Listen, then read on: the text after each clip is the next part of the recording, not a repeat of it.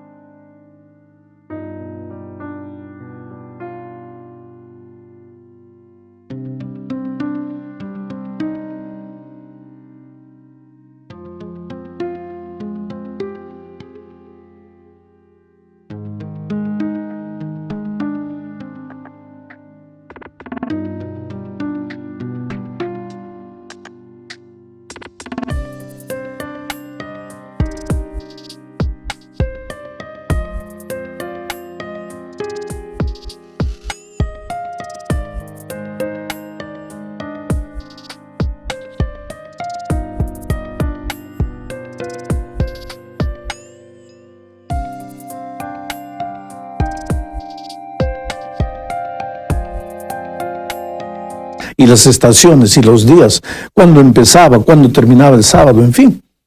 Tú sabes que antes de la invención del reloj y de la brújula, las actividades del ser humano estaban íntimamente ligadas a los ciclos de la naturaleza, y los navegantes dependían de las estrellas para ser guiados. En otras palabras, los seres humanos necesitaban saber cómo orientar sus actividades, y Dios les dio señales en los cielos para que ellos tuviesen una noción del tiempo. Pero el Señor sabía que el ser humano es propenso a fabricar pequeños dioses.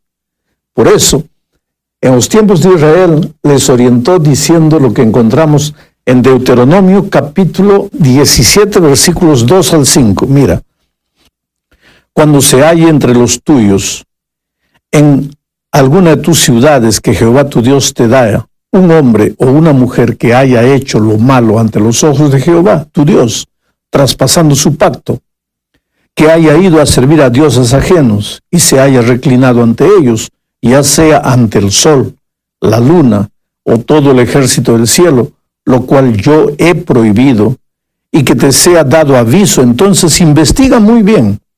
Si resulta ser cierto que tal abominación ha sido hecha en Israel, sacarás a las puertas de tu ciudad al hombre o a la mujer que haya cometido esta mala acción, sea hombre o mujer, y los apedrearás hasta que mueran.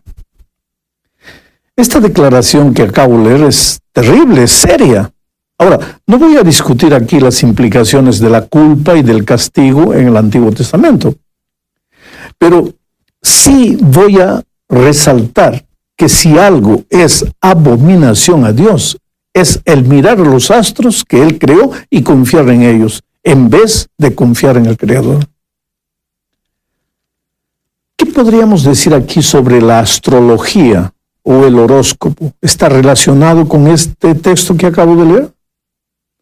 Bueno, claro, los tiempos han cambiado.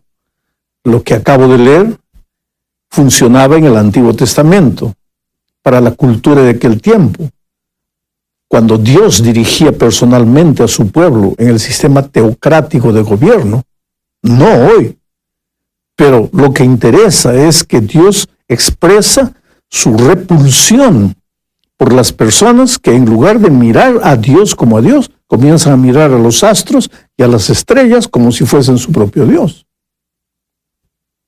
Los pueblos antiguos eran fascinados por la luna, eran fascinados por las estrellas, por los movimientos del sol y de los planetas. Y existe una línea muy fina, casi imperceptible, entre admiración y adoración. Vamos ahora al quinto día de la creación. Génesis capítulo 1, versículos 20 al 23. Dijo Dios: produzcan las aguas seres vivientes y aves que vuelen sobre la tierra en el firmamento de los cielos. Y creó Dios los grandes monstruos marinos y todo ser viviente que se mueve, que las aguas produjeron según su especie, y toda ave alada según su especie. Y vio Dios que era bueno, y los bendijo diciendo: fructificad y multiplicaos, llenad las aguas en los mares y multiplíquense las aves en la tierra. Y fue la tarde y la mañana del quinto día. ¡Qué maravilla! Dios había creado ya los océanos y las fuentes de las aguas, y había creado también el espacio, y ahora se puso a llenarlos con vida. Mira lo que dice el salmista en el Salmo 104, versículos 24 y 25. Cuán innumerables son tus obras, oh Jehová. Hiciste todas ellas con sabiduría. La tierra está llena de tus beneficios. He aquí el grande y ancho mar en donde se mueven seres innumerables y seres pequeños y grandes.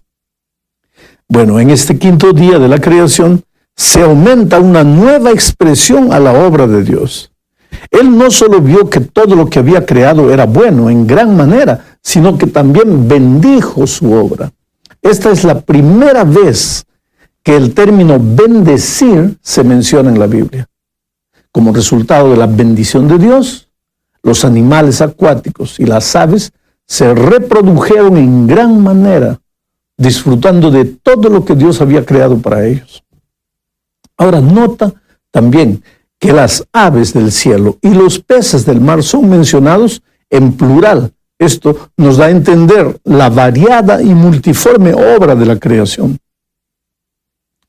Todos los seres vivos fueron creados según su especie. No existe la absurda idea de que solo fue creada una especie de la cual evolucionarían las otras. Pero sí existe la idea clara que dentro de la misma especie podría haber una multiplicidad de variaciones. Por ejemplo, Dios creó la paloma, pero de una sola especie de paloma existen hoy muchas variaciones de esas aves, todas provenientes de la misma especie. Pero hay algo más. La expresión bueno en gran manera es interesante. Quiere decir, Dios no crea nada defectuoso. Los defectos son propios de la entrada del pecado a este mundo. Antes de la entrada del pecado, todo era perfecto, era bello. Observa, por ejemplo, a las aves del cielo, cómo son bellas y perfectas. Observa el vuelo del picaflor, es impresionante. Los colores del papagayo son deslumbrantes. La majestad del pavo real es admirable. ¿Cómo puede todo eso haber aparecido por coincidencia? ¿Cómo puede todo eso ser resultado de una explosión cósmica? Y sin embargo, a pesar de la belleza de las aves, tú eres mucho más preciosa que todas las aves del campo. Mira lo que dice Mateo capítulo 10, versículos 29 al 31. ¿No se venden 2 pajarillos por un cuarto?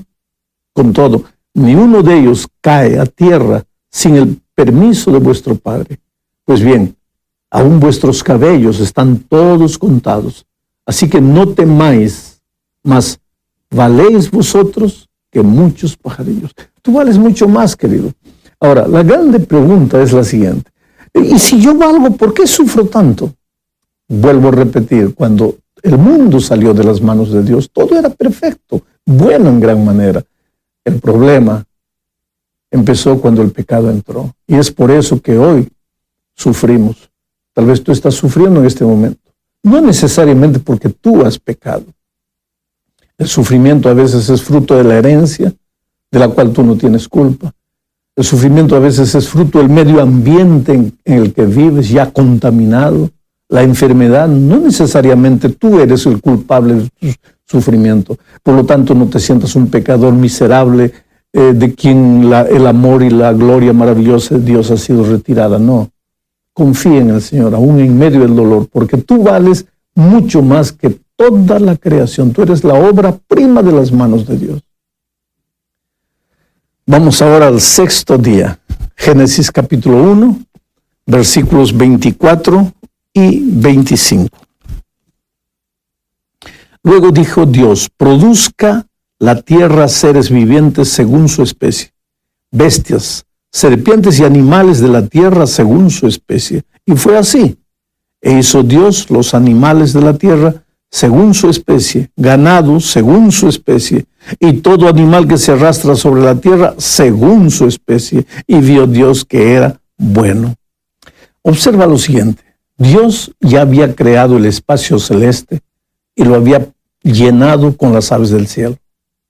Había creado también los mares y las fuentes de las aguas y los había poblado con los peces grandes y pequeños.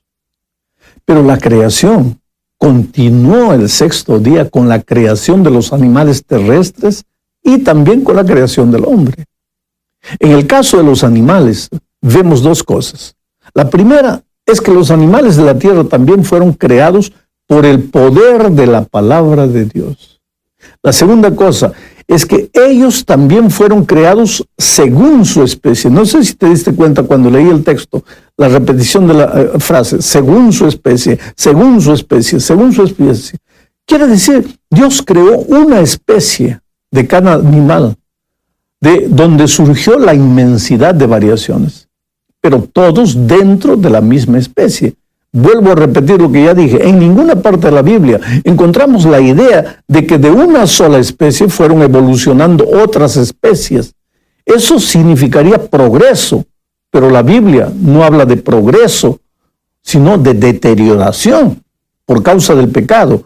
Todo comenzó a deteriorarse. Mira lo que dice Romanos capítulo 8, versículos 21 y 22. Por tanto, también la creación misma será libertada de la esclavitud de corrupción a la libertad gloriosa de los hijos de Dios. Sabemos que toda la creación gime a una y a una está con dolores de parto hasta ahora. Pero necesitamos hablar ahora de la creación del ser humano. Aquí Dios cambia el ritmo de la creación. Hasta este punto todo viene a la existencia por el poder de su palabra. Pero para crear al ser humano, Dios no solamente dice aparezca el hombre o sea el hombre. No. Dios se mancha las manos con barro y se da el trabajo de modelar al hombre. Antes de todo, se realiza una reunión consultiva. Hagamos al hombre conforme a nuestra imagen, a nuestra semejanza. Aquí están el Padre, el Hijo y el Espíritu Santo decidiendo la creación del hombre. Después, Dios toma polvo de la tierra y hace al hombre. Ahora escuche una cosa, no hace un muñeco, cuidado.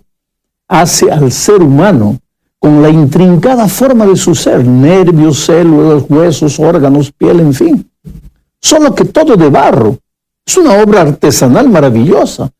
Y después sopla en su nariz el aliento de vida. O sea, el hombre, querido, es resultado de la unión del polvo con el soplo.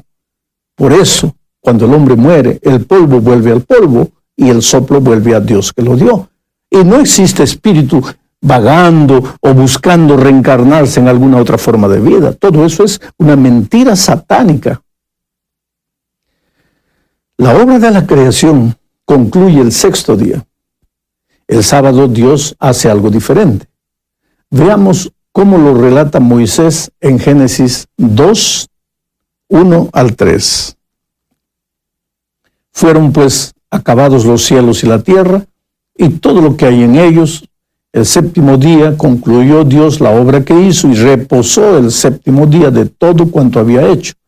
Entonces bendijo Dios el séptimo día y lo santificó porque en él reposó de toda la obra que había hecho en la creación. Ahora dime una cosa, ¿por qué crees que Dios descansó? Dios no se cansa, no se fatiga. Entonces, ¿por qué descansó? Para darnos un ejemplo, para enseñarnos que nuestra vida depende de Él, para recordar que Él es nuestro Creador y que somos nosotros solamente dependientes de Él. Mira lo que dice Hechos capítulo 17, versículo 28. Porque en Él vivimos, nos movemos y somos. El verbo descansar, descanso, es mencionado al término de la creación. Y como necesitamos de descanso, el Señor providenció eso. Hoy día Creo que lo que más precisamos es descanso en medio de la agitada vida que vivimos. Mira, querido, la enfermedad del siglo nuestro es el estrés. Y si tú no controlas el estrés debidamente, el estrés te va a llevar inevitablemente a la depresión. No hay tiempo para nada en nuestros días. Corremos de un lado para otro, desde que amanece hasta que anochece. Sabes, el mundo en que vivimos es un mundo competitivo, y si te duermes un poco, quedas para atrás, en cualquier área de la vida. Y en medio de toda esa agitación aparece la persona maravillosa de Jesús para ofrecerte descanso. Él dice, venid a mí y hallaréis descanso para vuestras almas. Y separó el sábado como un día de descanso. Ahora, no es descanso solo para el cuerpo, sino para el ser humano entero. Su cuerpo, su mente, su corazón. Es el descanso para el alma, para el ser humano completo y vivo. Pero lo que el lector apresurado de la Biblia no percibe es que no existe descanso separado de Jesús. Jesús es el descanso. Estando en Jesús, tienes reposo para el alma. Tus agitaciones terminan, tu estrés llega al fin, tu carrera loca termina y empiezas a encontrar sentido en todo lo que haces. ¿Sabes? La palabra sábado en hebreo es Shabbat y significa descanso, reposo. Dios es eso, un Dios de paz, de tranquilidad, de sosiego, de reposo. Y cuando creó al ser humano, no lo creó para que viviese la vida loca que vive, sino para que tuviese tiempo para todo y para que disfrutase de todas las cosas buenas que el Señor quería darle. Por eso, en la misma creación, estableció el principio del reposo. Dios sabía que si el hombre no tuviese reposo, de nada le servirían todas las cosas que acaba de crear. Pero hay que notar que el reposo no está en el día. El sábado es un día como cualquier otro en su esencia. Tiene 24 horas como cualquier otro día. Lo que lo hace diferente de los otros días es que Dios reposó, lo bendijo y lo santificó, o sea, lo separó de los otros. ¿Y para qué lo separó? Para que el ser humano encontrase reposo. ¿Y quién es el reposo? Dios. Jesucristo dijo, venid a mí y hallaréis reposo, descanso para vuestras almas. Quien nos da el reposo, querido, no es el día, es el Señor Jesús. Él es el Señor del Shabbat, del reposo. Terminaremos este estudio hablando de los días mencionados en el relato de la creación. Mira, los evolucionistas teístas que aceptan la existencia de Dios, pero que también creen en la evolución,